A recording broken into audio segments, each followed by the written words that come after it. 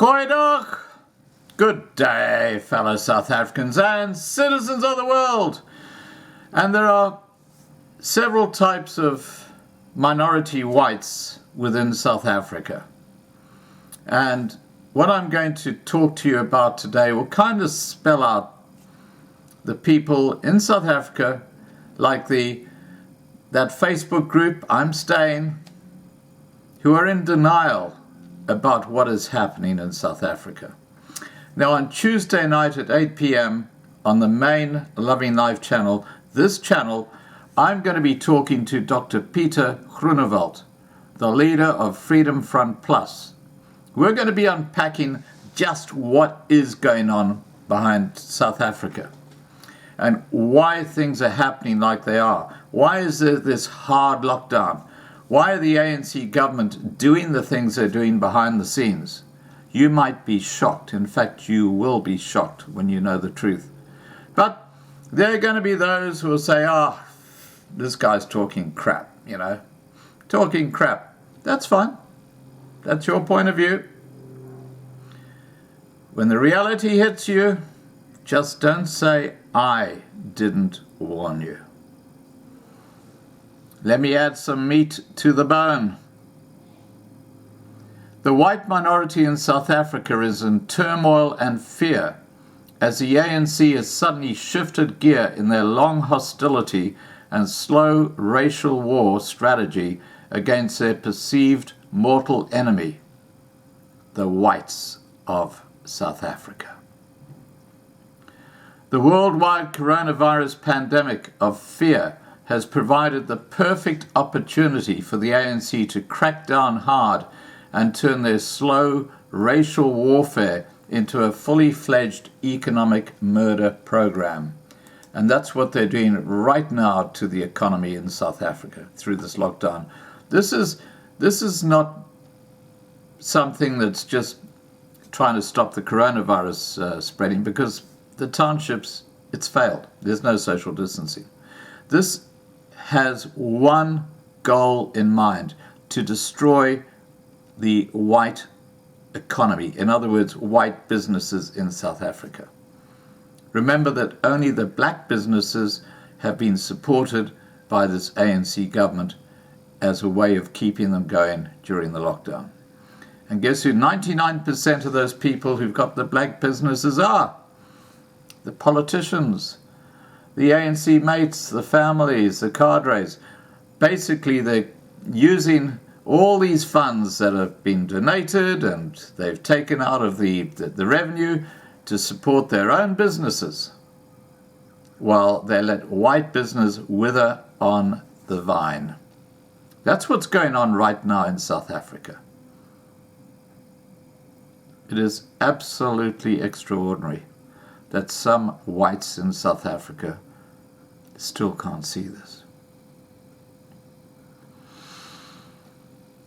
And this can be seen in the ANC policy of forcibly closing small businesses in an extremely hard lockdown and then officially cutting whites off from any state assistance programs. Many whites have to rely on the small business because of the total economic exclusion of whites from employment in the state sector and increasingly private companies as well. Now remember that Ramaphosa in recent days has talked about the black or the economic transformation of South Africa after the lockdown, where the blacks will now run everything into the ground. Sorry, I added that last little bit. All this is also happening against the backdrop of the globalist alliance's unprecedented march to attain world dominance and open borders on the back of fake rage. That's George Soros and the Open Societies Foundation. The anti-white nature of the globalist George Soros-funded alliance is as clear as the ANC's strategy of slowly cooking the white frogs in the pot. President Cyril Ramaphosa on occasion compared white people to frogs in a slow-boiling pot of water, where the temperature is slowly increased to prevent whites from realizing that they will lose everything and prevent them to fight to get out of the pot? Well, you're getting very close to boiling temperature right now in South Africa, I would suggest. We can divide the current generation of Afrikaners, this goes for all white people and coloured people as well, into 3 categories. And for the sake of argument, we will compare them with 3 types of frogs. You have the frog that does not hear, see, or talk about what is coming. Now, you know, they probably feel a bit of discomfort, and they've probably got a cushy little job somewhere, and to them everything is fine, even though their neighbour was had a home invasion yesterday, or someone they know was killed on a farm. You know, they're kind of still hanging on to the hope that everything's going to be okay. Completely blinkered. Blinkered. Let's talk about these blinkered frogs. These frogs are living comfortably, still somewhat privileged, and obviously they totally forget that they are white Afrikaner frogs. They totally lost their sense of identity and history of their forefathers and mothers. They are still swimming around comfortably in the pot. They are unaware the temperature in the pot is building up, now more than ever. Then we have the frogs breaking out in a sweat. These are the frogs who know that they are white Afrikaner frogs. They know the temperature is getting hotter, but they don't know what to do, so they swim around in circles and pretend it's not happening. The frogs who got out, sitting on the edge of the pot, trying to warn the other 2 types of frogs to get out. These frogs are the ones who know who and what they are, and they decided to get out of the pot. They know the water will get so hot that it'll be too hot to get out in a very short time. Now, these are obviously the frogs that have skipped the country. And of course, this lockdown has stopped a lot of those frogs skipping the country because there's no air travel. Well, once this lockdown is eased, believe me, there's going to be a huge exodus of white South Africans from South Africa. Huge. It's going to be huge. Huge, huge, huge. It's going to be like, it's just going to be huge, okay?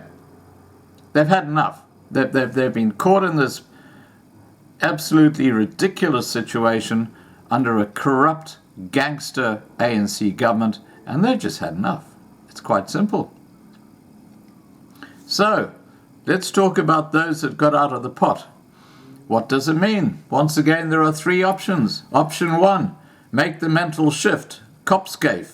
Follow the news and other sources. Read up about the history of your own people. Make your conclusion and decide to get out of the pot, even if it is just in your head for now.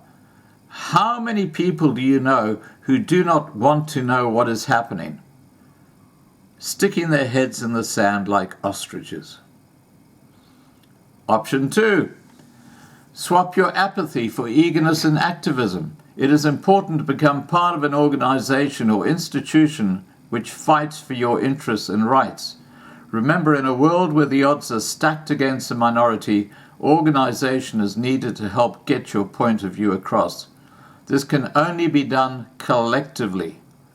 No people has ever saved themselves without organization. Just think how the Jews of Israel created the state of Israel. They came from all across the world to begin a country, and that did not happen without organization. Support people and businesses believing in the same thing as you do. Buy from each other instead of from triple B, double E businesses. Option 3, move to where you are safe. Get safety in numbers. Go and live amongst your own people and get a concentration of your own people around you. Put facts on the ground. Establish anchor towns. Know that the state will do nothing for you and that your institutions and services outside the state, like education, are things that you are going to have to develop. Know that this can only be done collectively and within an organization. The time has passed where we can either vote or shoot ourselves out of trouble, but we can't lose hope. We can't lose hope for the sake of the children. It is time to get new insights and make new plans. We have to realize that multiculturalism and liberalism will kill us, or literally keep on killing us, and will keep on driving an economic murder program against us. The same people who propagate multiculturalism and liberalism hate us. It is time to get out of the pot and look for a dam, and build that dam ourselves if we have to. This is why secession in the Western Cape is the answer for the minority groups in South Africa. You have to escape the socialist, communist, ANC crap. All right, guys, please remember to subscribe to be kept informed. Ring the bell for the updates. Please like this video. Please share this video. And above all, please stay safe.